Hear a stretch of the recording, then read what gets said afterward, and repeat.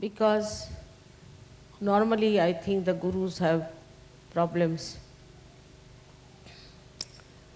with their disciples who are mostly not realized souls.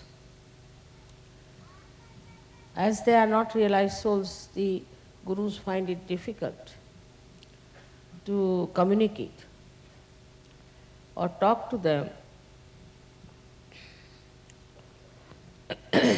about the subtle problems that they have.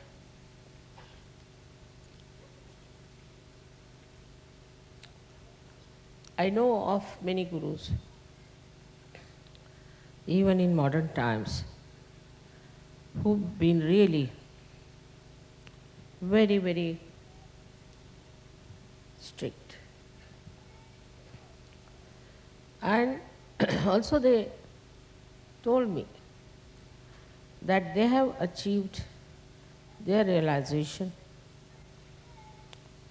by working very hard and by suffering under the strictness of the gurus.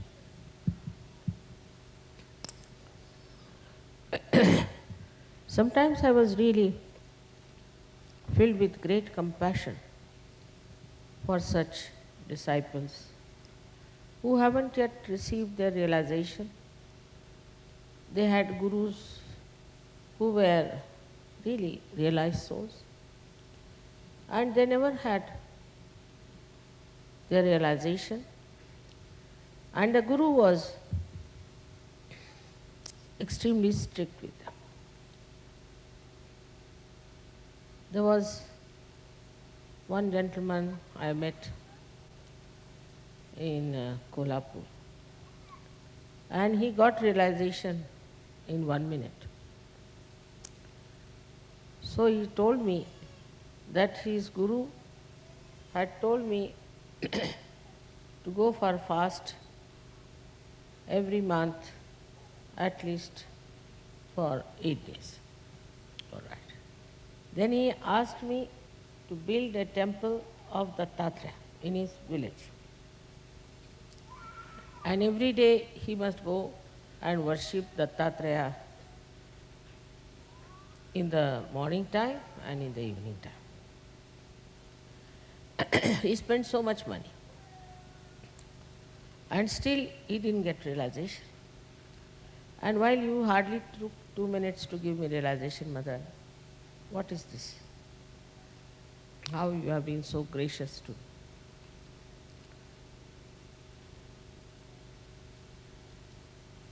So I didn't know what to answer him. I didn't want to talk against his guru because I know he's a realized soul.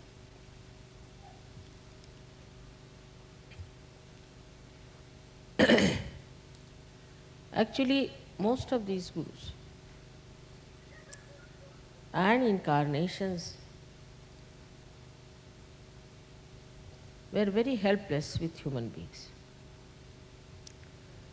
Perhaps they didn't have such beautiful disciples as I have. Perhaps at this time, all the good people who were seeking divinity are born, and they are here as surgeries. I never had to work very hard on them. Of course, once in a while, you do get a person who tries to trouble us, or who tries to create problems. But modern times are so special, I think, that's very easy to give realization to people.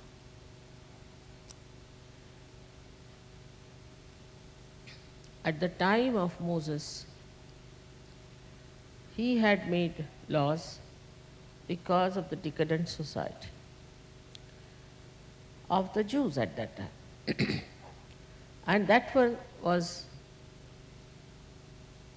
very hard, very, very hard, which we know today as Shariat, was taken over by the Muslims. And even now the punishments, according to so-called Quran, are so hard that you can't believe it. And most of the pressure of all their dharmic laws are on the women. Whatever it is, even in the Bible, if you read Christ, he has said that all those 10 commandments are nothing. You have to go beyond them. And he says, if your one eye is mischievous, is committing sin, take it out. What's the use of the whole body getting contaminated by that? Or if your one arm is doing something that is wrong, you better remove it. Because of one arm, the whole body will suffer. He said that, it is said that you should not be adulterous, but I would say that you should not have eyes in which for any woman you have desire, you have committed a great sin, and you'll all go to hell, all those people will do it. So you should not have adulterous eyes. Another thing he has said, that if somebody slaps you on one face, you should turn another cheek towards that person. When I knew about these laws, I said, how can you have such people in this world? It's a very subtle thing. And the last of all, which was very, very good, was that you should be righteous. Righteous more than all the scribes and all the Pharisees, I mean the priest and all these people. You have to be much more righteous than them. I mean, in early age when I read it, I thought, where can you find such people who can be called anywhere near Christ's description? It was inconceivable at that time. India is one place, as I told you, people are dharmic by their own, we can say, their own genes, you can call them, or you can say they are extremely dharmic because of traditions, brought up like that. In my time, in the South India and Maharashtra, I think we were very dharmic family, and it was very dharmic atmosphere. Still, these things that Christ has described was not there. For example, anger was regarded as a great asset. People used to boast, I'm very angry with that person. They used to say. Very common. Of course, I don't think in India anybody can say, I hate you, because it's regarded something sinful and stupid. Because to hate somebody is being adharma. But of course, they did say so many things that were not at all permissible by the laws of Christ. And then came Muhammad Sahib, who just found that nothing works out. So I think they adopted Shariat, but not Muhammad Sahib, but they had adopted already the Shariat. He accepted. He said, all right, this Shariat can be worked out. But it is so inhuman and has no balance, because only the women have to suffer, nothing to men. If a woman did adultery, then she was punished, but not the man. Even I don't know what is the law here, but in India, if a woman who is married does adultery, such a man has to be punished. But if the married man does adultery, there is no punishment. All these things I know cannot be forced on anyone. Whatever Christ must have said, he must have said in his own meditative mood. He was surrounded by people who tried to kill him, and they killed him ultimately. And the kind of people they were, especially at that time, the Romans, extremely cruel. So how can he say that if somebody slaps you on one cheek, you turn another cheek to that person? Very angry, hot-tempered people were there.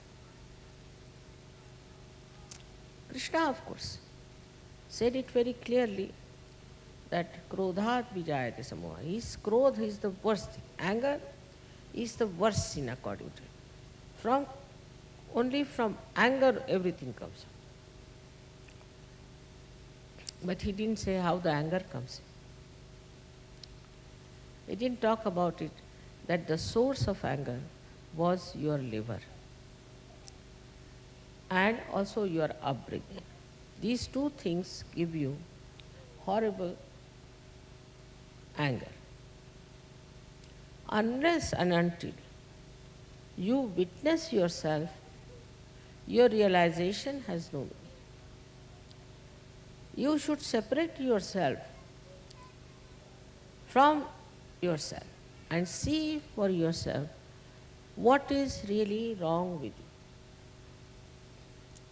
Now, supposing somebody is a very hot-tempered person, instead of taking pride in it or using that temper to control others, he should try to control himself. How? First is the krodha. Anybody who wants to be a saint should know that anger, this krodha, should have no place. How do you do it? You first of all witness yourself how you behave. For example, I would say artificially you become angry, artificially. And stand before the mirror. See your face, how you look like. You'll be surprised. You looks like a face of a monkey or a tiger or I don't know what animal you must have been in last life.